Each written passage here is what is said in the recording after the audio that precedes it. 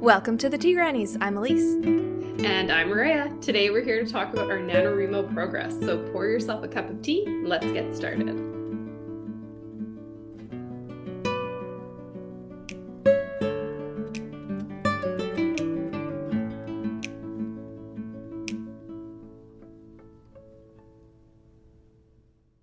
All right. So, full disclosure, we are recording this on November 5th at 2:03 p.m.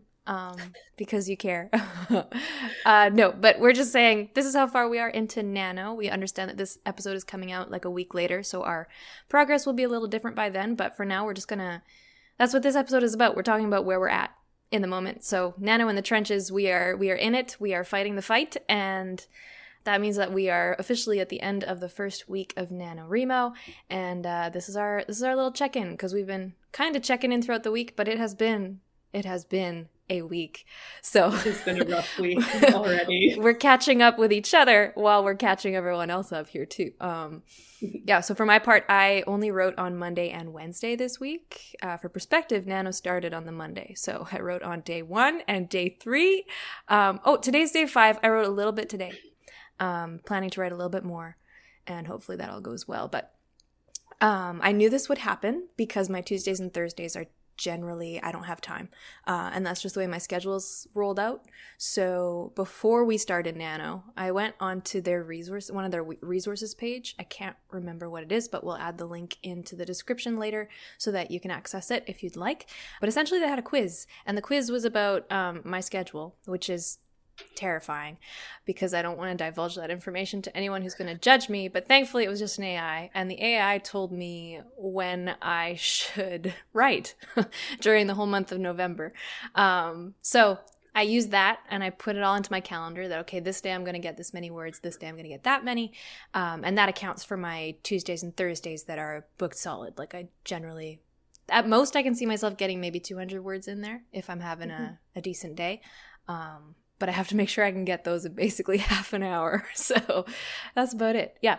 But yeah, then I also got FOMO and booked out my weekend. So my future's a little bleak, but I met the weekly count. I had a really great first day, which we'll talk about a little bit later when we talk about some successes. But yeah, for now, I'm punishing myself a little bit because I know I've done terrible things with my schedule.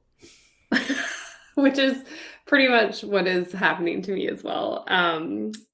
So I kicked off Nano with my birthday. Yeah. So exciting. So I planned my birthday. I always book it off, and I always plan my birthday around NaNoWriMo. It was great. I got up and wrote in my pajamas, and then yes. I went for lunch and I came home and I wrote some more. That and sounds like it was the best birthday ever. It was a great day. Mm-hmm. And so that was kind of how I got started. So I had a really good first day too. I hit over 2,000 on the first day, which was pretty good considering for the last couple months I've been writing no more than 400 words every time I sat down. So I was happy. Yeah. That was good. And I did really well the Monday, Tuesday, Wednesday, the first 3 days. And then day 4, which was yesterday, I had a random last minute meeting that went for an hour and a half longer than I planned, which ate into my whole 2 hours of writing time that I had blocked. So that sucked. And I almost gave up. I was I have a cushion, I've written ahead, and maybe I'll just give up. And then I was no, you'll be mad at yourself. And this is where the accountability with yourself comes in. I was I will be mad at myself. So yeah, I ordered takeout. Smart. And then I sat down at my computer and I looked at my little DoorDash notification, and I was okay, I have 40 minutes to write. Ooh, like a built-in writing sprint timer. Yeah, and I was and I'll definitely be done in time because I'm starving and I'm not missing dinner. That hangry energy. That hangry energy. So I wrote 949 words. Yes. Which was pretty good. That's basically 1,000, which is basically awesome. Yeah. I was quite happy about that. So, and then I sat down, had dinner, and had to decompress after. I was whoa, that was intense. And I also did that same quiz from the Nano website, about when you should write. Yeah. And mine told me to write more on the weekends. And then I was well, but then I looked at my weekend schedule and I was I don't actually think that that's feasible weekends. I don't know what it is about Saturdays, but it's like everybody requires my presence on Saturday at something. And like all day Saturday, I'm just booked. I very rarely get to write on Saturday. So I was like, okay, I got to plan for that. So again, with the writing ahead. So I didn't quite get there yesterday. So my goal is today to at least get back, stay on track with the NaNo goal, which is like, I think 8,300 and something words today. Okay. So as long as I write like 1,200 words today, I'll be totally on track. But I need to build up that cushion again because shit happens. It does. Yeah. Day one for me was also pretty great, like I mentioned. I go through these phases. This happened last year for NaNo too. I was telling you just before this. So on Monday, I wrote over 9,000 words.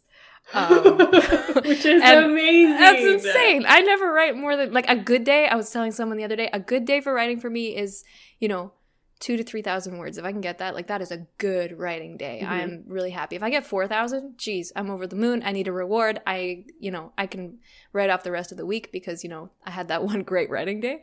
So 9,000 is, that's insane. That shouldn't happen. That doesn't happen very often.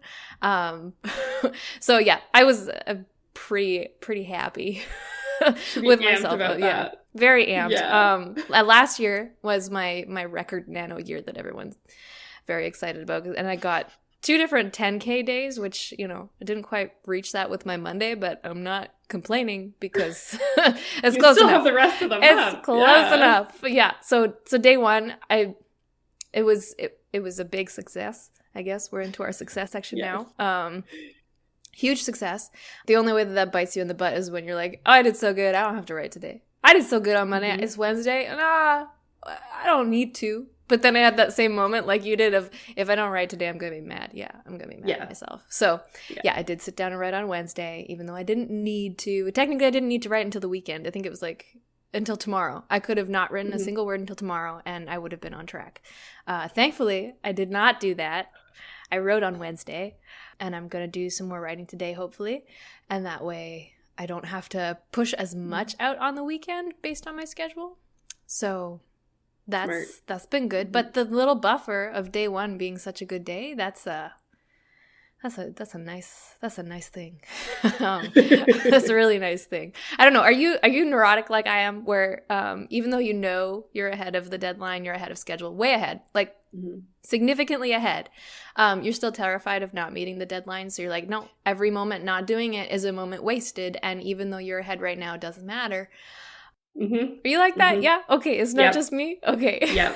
We can work. And then if I fall, even like right now, I'm worried that I will be like just meeting the goal, and that will feel like a failure, kind of like I put all this pressure on myself to like write ahead this month. Oh, okay. And like that's my goal. Like I'm gonna try and write like, instead of like whatever it works out to be, like 1,667 words a day. My personal goal to myself has been to write 2,000 words a day, which out of the 4 days, I have done it 50% of the time already. So twice. And that's great. Twice. I don't have high hopes for today, or tomorrow. But we'll see. Yeah. We'll see. Yeah. In a perfect world, I would have one of those really big days like you did. I don't think I could do 9,000 words in a day. Yeah, for perspective, that was me sitting at my desk literally all day. Like I got up, I sat down. That was an all day. I did a couple of minor tasks in between things, but other than that, I was like, okay, no interruptions. I don't think I even had our message app open. Which is smart, because that is distracting, because I will like message you and then I'll be we get to chatting and it's fun.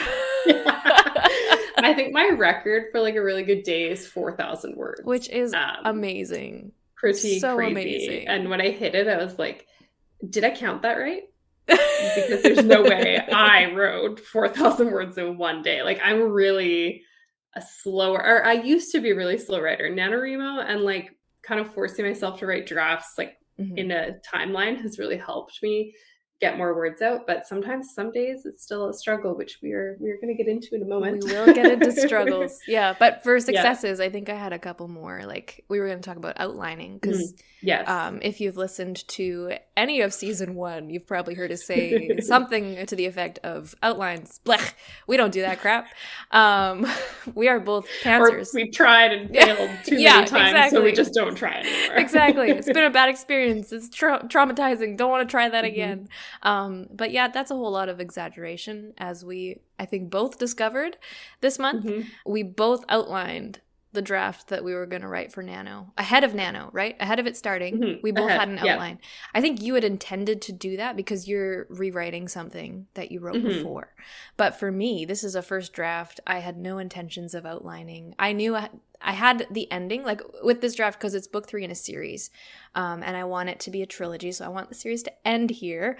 I decided, okay, I need to know my ending so that it doesn't become one of those 10 seasons and counting TV shows that become crap by season 2, but they just keep going for the money. So I wanted to end at book 3, so I picked my ending, and that was supposed to be enough. But then a couple days before NaNo, I was trying to get some words in just to kind of get some momentum going beforehand, so I could stop in the middle of a chapter, and when NaNo started, it'd be like, okay, I just dive right in. And it wasn't working. I was not getting words. I was staring at a blank page and trying not to be sad, and somehow I just started thinking, okay, I can't figure out what to do. I have no idea how to start this chapter. What do I want to happen in the chapter? And this is how I get unstuck in the middle of a draft when I hit that mid-month slump or whatever. But I used it here. It's kind of earlier on in the draft, so I wasn't expecting to need to. So I just started planning out a chapter, and then I started planning out the next chapter. And then that led into a different character thing, and I started planning out that chapter, and then that just kind of like snowballed. And by the end of it, I had this whole thing. I was like, that takes me from here to the end that I had planned for. Is this a dream? I think that's probably what my reaction was, because as you said, like, you never get a 4,000 word day. I never outline. That's not a thing that I do. But apparently for my Monday word count, it was very helpful. So overall, I consider that a huge success. And I did outline this time. So we had a writers' conference the weekend before NaNoWriMo started. Right. And I went to 1 or 2 workshops on outlining. Because I was like, look, like, I kind of figure it's one of those things where I was like, I'm sure I could learn how to do it. Like, if I just put some effort in, maybe I can learn how to do it. Whether I stick to it is a whole other thing, but I'm going to learn. So I went to one, and I was sitting in the lecture, and I'm like, I doodle, and I'm like telling myself I'll take notes, but I really don't. And then she was talking about the different ways for outlining, which we will maybe do an episode on at some point when we get better at it. And so I started making like a point form list. I was like, how it would apply to my second draft that I'm working on. Because when I finished the first draft, I actually wrote it for last year's NaNoWriMo. The only thing I was really, really sold on was my first couple chapters, and like kind of making sure that like it's an enemies to lovers kind of fantasy romance, but I wanted them to be married earlier in the story, because the happy ending, it doesn't end when you get married. Like, that's kind of when it actually starts. So I was like, well, I'd love to see them like work through the beginning of their marriage together as well. So I was like, okay, I want to stick with those things. And that was pretty much, that was the only thing I was really had to stick to. And so then the outline started to take shape, and then we brainstormed a bit, and I outlined all the way to like the end, like just really brief outline. Yeah. And I was like, what the heck? But then I was finishing writing the other day, and I was like, I'm going to check my outline. And I was like, ooh, I forgot about that. So apparently when you outline, you kind of have to check in with your outline as you're writing to make sure that you're following it. So I'm gonna work on that a bit. But yeah. And I had already rewritten my first 2 chapters, which I was planning to keep as they were, like I said. So I was pretty much diving in from 3rd chapter on for this draft. And yeah, it's taking a completely different shape, but I'm okay with that. Yeah. And the fact that you're like at least loosely following the outline, I think that's the whole point. Yeah. we're getting into, we want to talk about some struggles that we've been having next. And I think this kind of leads into it really well. I'm in a class right now for, what's it called? I never remember the name of the class because it's really long. It's something like Advanced Business Writing and the Professions, or those are all parts of the name of the course, but I can never remember how it strings together. It's not important. The important thing is I'm taking a writing class right now. And the first kind of section, and it's for nonfiction. I should be clear about that. It's for nonfiction writing for business and the professions. Like that's, pretty self-explanatory. So it is a little bit of a different mindset, but the first couple modules of the course have been all about drafting and the idea of invention and how you come up with ideas and how you decide to start writing them down. And so the textbook and there's a couple different books on writing that we're reading at the same time. That's part of our required readings for the course. Just kind of go through the different kinds of strategies that writers tend to use when they're in the drafting phase. And usually people will use a mix of different ones, but there's certain people that swear by things like free writing or they do a big, you and I, we brainstorm together all the time. So that's a big part of our writing process, whether it's verbally out loud together or through a chat. Just sending ideas back and forth and hearing comments on them. That's a great way to start generating ideas and getting excited about different things. So I've been reading about all these different kinds of strategies and ways to consider starting and how writers start and how they get into starting an idea, because that's kind of a very loose, unknown, mysterious process, I think, that intimidates a lot of people. But one of the strategies that they've talked about is outlining, and the pros and cons of it, which I typically hear about outlining from people who outline and who are like swear by it. And they're like, oh, you don't outline? You can't be a good writer until you outline. I've heard that. I've heard people say things like no good writer gets anywhere without outlining. So, that feels real good on the self-esteem. When it's like an impossible ask for you. Yeah, just like stabbing the knife and twist it further, why don't you? Thanks. So that's been a big struggle. We can put that under the struggle category. I struggle with the fact that I don't outline because I don't like it. But when we do outline, like you were saying, you have a very loose, short outline. It's very brief.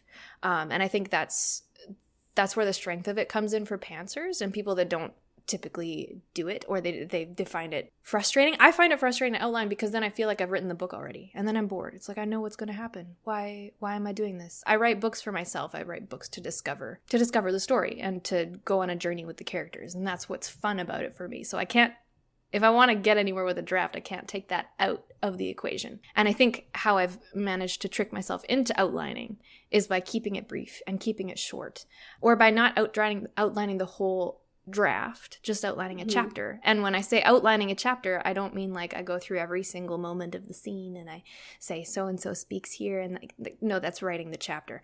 I go through my structure and be like, okay, what needs to happen in this scene? Biggest points, maybe 3 biggest points or whatever. So-and-so needs to talk about this thing needs to be uncovered, so-and-so needs to get from this place to this place. That's about it. I'm not giving myself details of how that all happens and how it all unfolds. I don't even necessarily say who's all in the scene, because that can throw people in at random if it happens to work out. And then I have that discovery element of I don't really know what's going to happen, even though I know exactly what's going to happen. So yeah, it's a brain trick, and I think it works out here. But yeah, the whole struggle of outlining, I think it can work for everyone. Like you're saying, it's something you can learn. It's a skill you can learn. But it's going to look different for you than it's going to look for someone who is like a through and through outliner and can't start until they outline. Because there's writers like that too. Like they can't start working on an idea until they have a complete picture of it. God, I would never write anything if I did that. All of my ideas start with like a vibe. Yeah, exactly. Like, I like that vibe. I like that vibe a lot. And then I like add 1 or 2 things. And then I'm like, okay, that's like that's almost a first chapter now. And that's how I start on my projects. Yeah, if I had to outline to write, I would never have done it. We would not be doing this podcast. The one thing I'm running into, I don't think it's necessarily tied to the outline. I think it's tied to the fact that I'm doing a second draft. Yeah. Is I'm being a lot harder on myself. My writing, the quality of my writing, and what's happening in every scene, where I'm like, in a first draft, I just let it take me. Yeah. I don't go, oh, this needs to happen here, or anything really. In a first draft, I'm just following my little characters, and like, I'm like, I'll add plot later. Yeah, you know? But in the second draft, it's been way harder for me. Like I am sitting there going like, oh, should I have this happen? Like, what if and I'm second guessing a lot of my ideas, and that isn't even something I normally run into in a second draft too much. And I think part of it is like, I want this draft to be ready to go to beta readers after I've done it. So I'm trying to like make it too polished, and I should really just roll with it like I do with a first draft, because I already know, like I have an outline. Like I'm not going to be going completely off the deep end with it. So that's been kind of a struggle for me. And now that I've articulated it, I'll probably stop struggling with it as much. Like, verbal processing for the win. Podcast therapy session. The other thing that's been killing me is the time management, because I don't take my own advice. We told you guys last episode, clear your schedule and like protect your so much good advice for everyone. We have great advice, whether we follow our own advice or not. I mean, this is the struggle. Do as I say, not as I do, please. Exactly. So it's something for me. Sometimes I'm like, oh, look at all that free space on my calendar. Like I gotta fill it with something. It's something I should work on just in general. So what I started doing this week, when I noticed myself doing that, was I put NaNo in my calendar in like a 2 or 3 hour block. Nice. And that's, I think, gonna help. Not today and not tomorrow, but after that it looks like it's gonna be great. The other thing I've been running into, this is not me shifting blame, but my husband's been off work with a broken finger. So my work from home days have been interrupted more frequently. And it's been fine. Yeah, it's nice. It's been nice having him home for some things. Like the best part is like a lot of the stuff that I sometimes do during the day is like breaks for work, like dishes and stuff like that. He's been doing all that. Aww. So like, I'll have more time to write. But I haven't really had much more time to write. Because he pokes his head in my office and he's like, should we take the dogs for another walk? Or do you want to go get coffee? Because like he's bored. He's so bored out of his mind. And I'm like, sometimes I turn around. He's like, oh, are you busy right now? I'm like, if I weren't busy, I wouldn't be sitting in my office in front of my 2 computers. What do you think? Right? So like that's something that I wasn't planning on having to deal with. No. So that has been a little rough. He goes back to work next week though. So I feel like I might get more stuff done. So we'll see how that goes. But yeah, that was one of those like outside distractions that I hadn't planned for or really thought about. So I've been trying to work through that a bit. And to be totally fair to him, I find him easily distracting because like I love to go hang out with him. So when he's like, do you want to go for a coffee and go to the bookstore? I'm like, oh yeah. Yes. I'll do this shit later. Yeah, why do you think you married him? Exactly. Exactly. He's kind of an enabler. So so we'll see how that goes next week. Yeah. But I do need to work a little bit on that. And the other thing that I'm bad about is giving myself breaks. So sometimes like I come home from the office because I have like a hybrid schedule where I go into the office a couple days a week. So I'll come home and just like try and come into my home office and sit down and like write. And I just cannot transition. And the mistake I've made with my time management is I have to give myself some time to like transition from my tasks. So like next week on my office days, I'm going to come home and like take a lunch break, nice. Like I should be doing. Should be doing anyway, but don't. Yeah. And then sit down to like write or whatever and not multitask. Like I find, like I said, I have the double setup. Like I have my desktop computer, work computer, and then my laptop. So I'll be writing, then I'm like, oh, I better check in on that work thing. And I'll like turn my chair and check my work thing. And then I get pulled out of my own story. Yep. And then I end up staring at the page for a long time. So that's the other thing that I'm going to work on the rest of the month is like when I'm writing, and when I'm working, I'm working. Yeah, no, that's my plan. That and your note about you being in your second draft and like being more critical of yourself reminds me of the chapter I just read for school, because it was talking about people that try to write the draft perfect the first time and how much that blocks you, because your inner critic is completely alive in that moment. It's criticizing every word you choose and every phrase, and every time you type a word and then that's not quite right, you go backspace, you're pulling yourself out of the story. Every time you're making an edit or a change, you're pulling yourself out of the story. That's exactly it. Or like rewriting a sentence. Like I can rewrite those when I edit. I don't need to rewrite the sentences now. And you might cut the scene later. And then you've gone and you've edited and revised it and all this stuff. So that can definitely be a huge block. That's really frustrating. And that leads us right into our next segment about writer's block. Aha. Yay.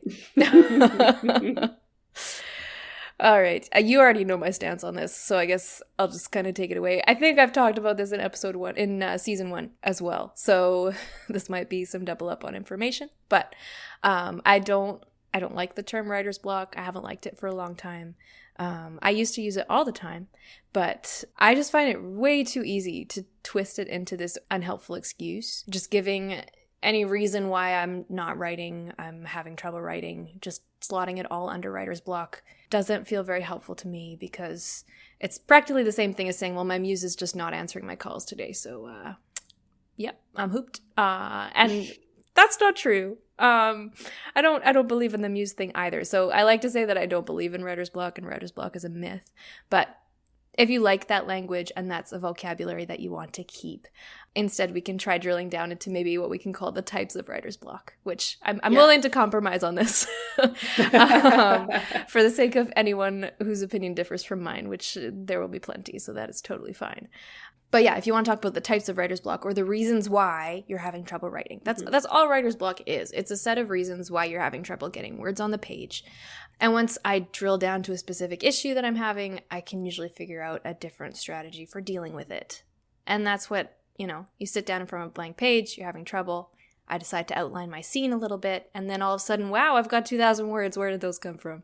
So it does work, but I created a little list of the types of writer's block. It is not an exclusive list, so there could be other ones on here, but Maria liked them, so I thought I would read them for everyone. I love them. So number 1, blank page, blank brain. I think that's one we've both experienced many times over the past week. It's been the most prevalent one. And that's maybe where all writer's blocks start. You've got blank page, you've got blank brain. Nothing's coming. Nothing's working. There's also the cursed cursor. This is similar. It's just you've got that blinking cursor, and for some reason it's really distracting and it's not helping you generate anything. You're just staring at the blink and you're like, why does it do that? Does it have to do that? Can you turn that off? I believe you can in your settings, by the way. But it's still doing it. And you don't want to go through the trouble of finding your settings and figuring it out because you're not an IT person like your husband and you want to just ask him to do it for you. Now I'm descending into a rabbit hole that you don't need to hear about.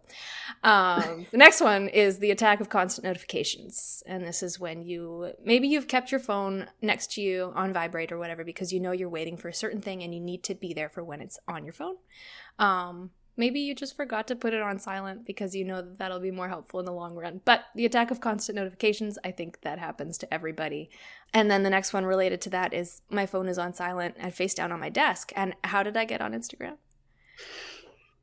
And then I'll be chatting with you on Instagram, and it's like, wait, we were both in a writing sprint, and now we're both on Instagram, and how did we get here? And there's no accountability. Like, what are you doing here? It's like that Spider-Man meme where they're like, ta-da, with the gun, and you can't even call the other person out because we know we're both supposed to be writing. We're in a chat together about how we're both supposed to be writing, but then we're both on Instagram.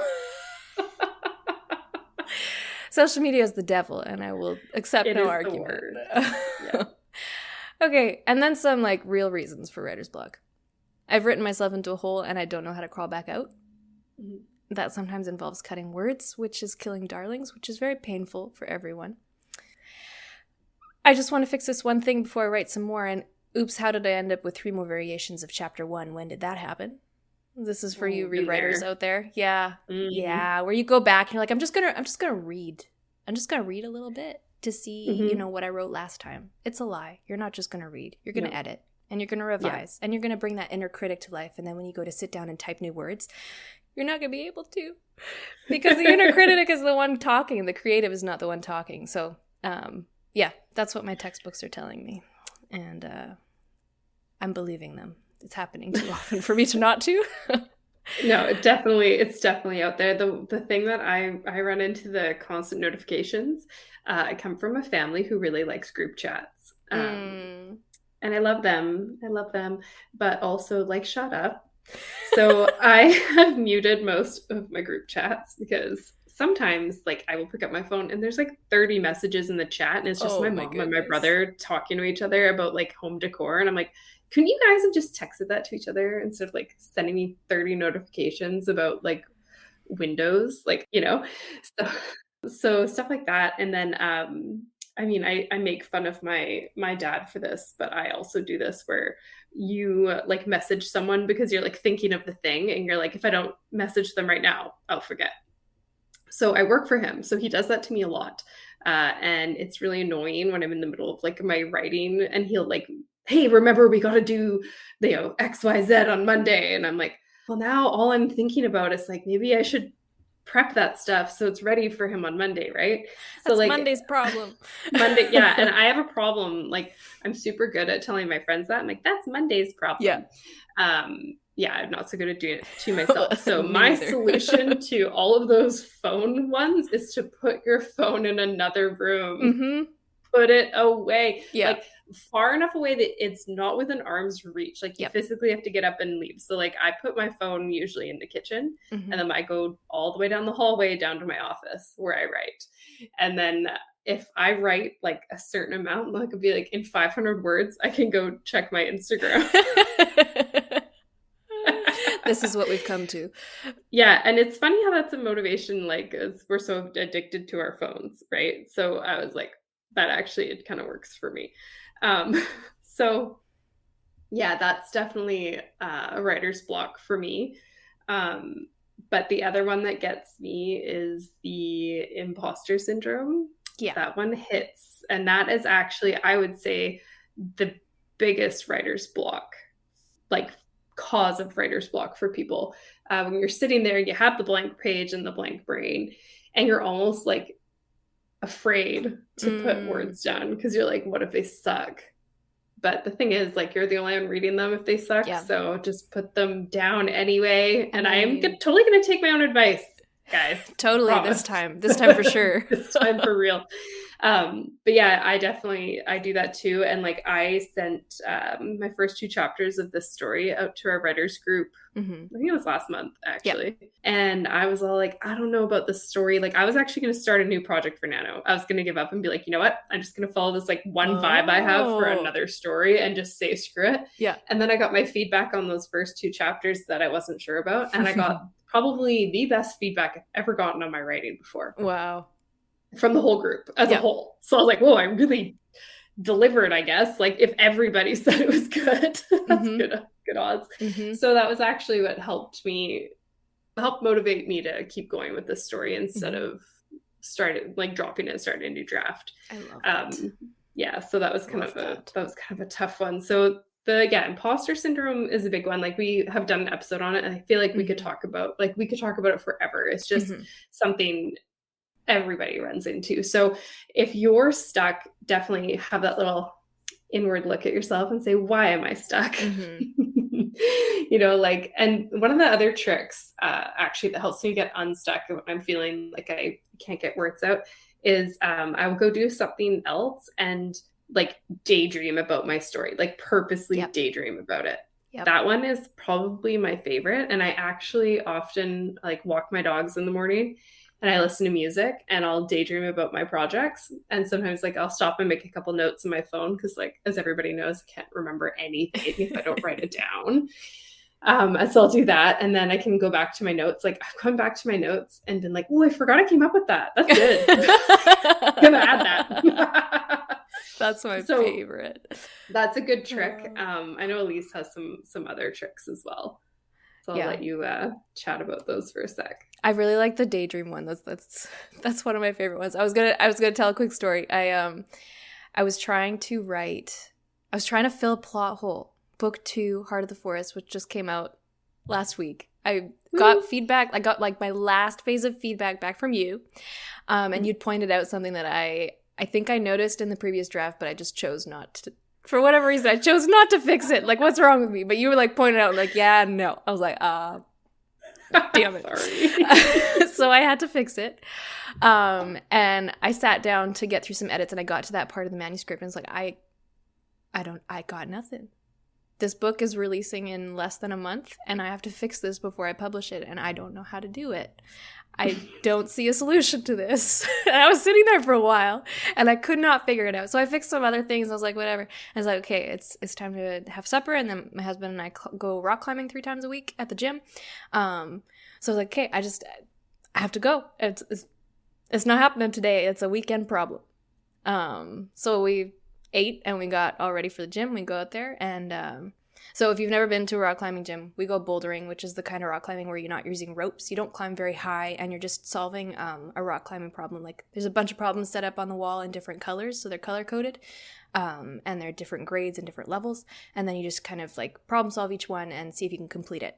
It's like checking off a task list for me, which is I think why I enjoy it so much, because it's like I go and I pick a climb, I get it done, check, move on to the next one, get it done, check. And especially if I'm doing like the higher levels, I'm getting a bunch of easy ones and then I'm getting some harder ones. It feels really good. So it was a really quiet night at the gym. We go with my brother, so my husband and my brother were off in one corner climbing. I'm not quite as good as they are. So I was in another corner working on something else by myself, and it's usually a very social thing, but it was just like we had the gym to ourselves. For whatever reason, no one was out. So I was sitting down between climbs because you have to take a break. You can't just like hit the wall over and over again, or else your arms die and you can't do anything. So you take lots of breaks, and that's why it's so social. But I was sitting down and staring at the wall, trying to figure out this climbing problem. And at the same time, I was thinking about my story. And somehow that merged into me daydreaming about my writing problem and about this plot hole that I needed to fill. And by the end of the night, I had made a bunch of progress on this climb, and I'd solved my plot hole problem. At the same time. And it was the most beautiful thing. It was the most beautiful moment of my life. That's exaggerating, but I felt really good about it. Okay? More like writing life. Yeah, sure. Yeah. Yeah. Oh my gosh. So the daydreaming and problem solving while you're doing something else, that is tried and true. Like that'll work half the time, or 9 times out of 10, maybe even. Shower thoughts. It's a thing. Go take a shower and just think about it and see what you come up with. My other personal favorite is lists. When I'm stuck on something, I make a list of all the different things that could happen. And when I say all, I mean all. Like, I mean, a penguin could swoop in and just, like, slide down the hill next to my characters. They're not in the North Pole. That's not a thing that happens. There are no penguins. But, okay, a penguin could swoop in. That's a dumb idea. But inner critic is not talking right now. So we're not allowed to say whether the idea is dumb until I have a list of 100 things. So I make a list, and progressively, every time without fail, the things that I list start getting better and better. So I start with the penguin, which is shit. And then I get down to like thing number 10. And it's like, this is the biggest twist in history. And I'm a writing genius. And I'm not, but I feel like I am. So I use it and it works out great. That's the best feeling ever. It is. You're like, I'm a genius. It only lasts for like 10 seconds. But it's until really you have to nice. actually write the scene. That's when it stops. Yeah. You're like, I take it back. This is hard. Yeah, so those are some of my favorite. And then if all else fails, take a break. Give yourself some grace and just take a break, because honestly, that'll serve you longer. Like, I really like big extended blocks of time where I'm doing a few hours of writing at a time. That's how I got my 9K on Monday. That's how I work the best.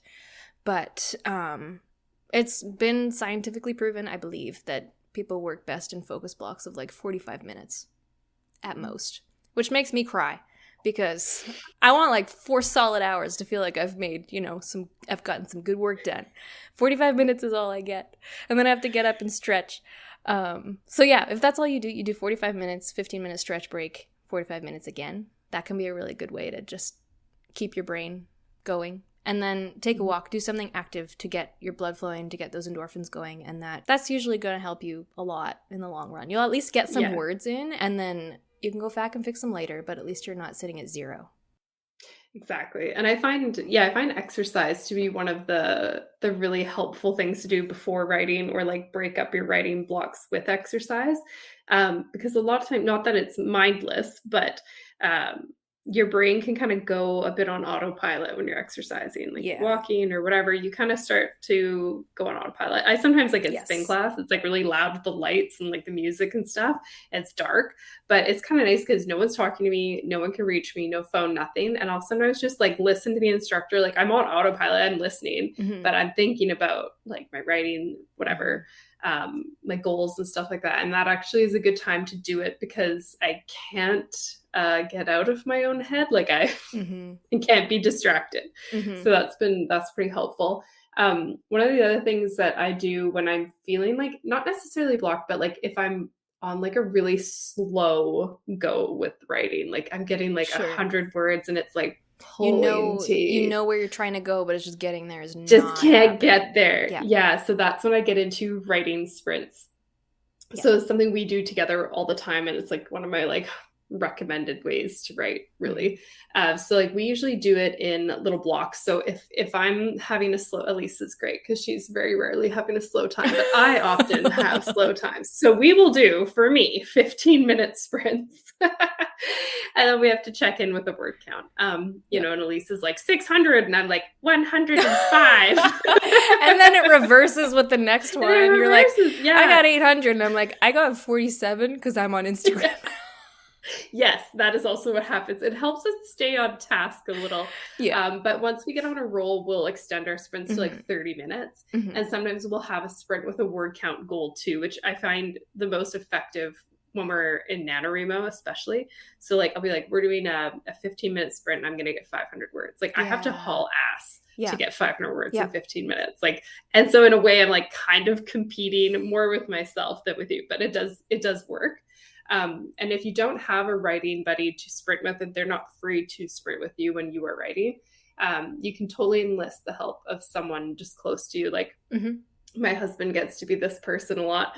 I'll be like, I'm going to do a writing sprint and I'm going to come get you at like 3:15 and tell you how many words I did. So I get a couple things done where it's like, if he doesn't hear from me by 3:15, he'll be like, how many words do you have? And I have to get up and kind of move around and like go find him wherever he is in the house. And I tell him.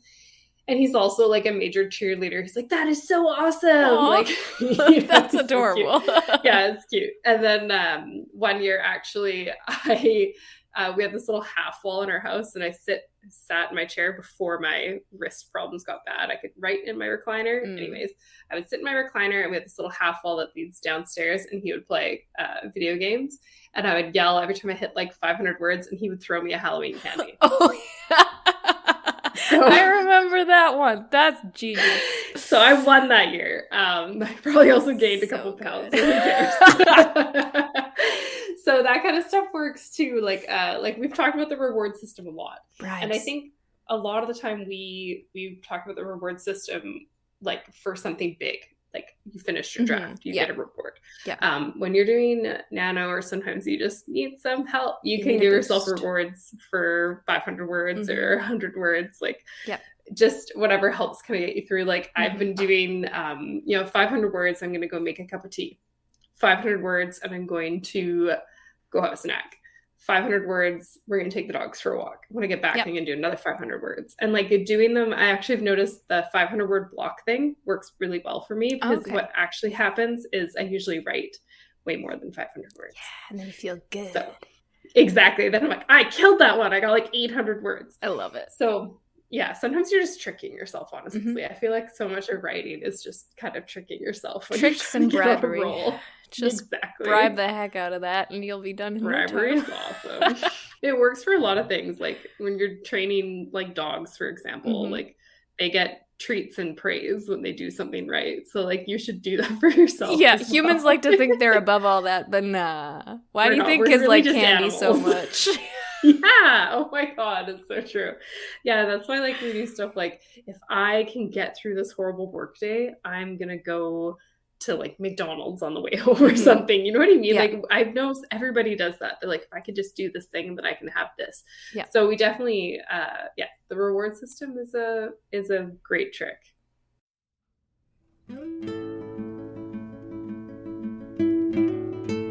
And that's the tea on NaNoWriMo in the trenches. We'll see you in 2 weeks for a chat about wrapping up NaNoWriMo and dealing with writing burnout. Happy writing.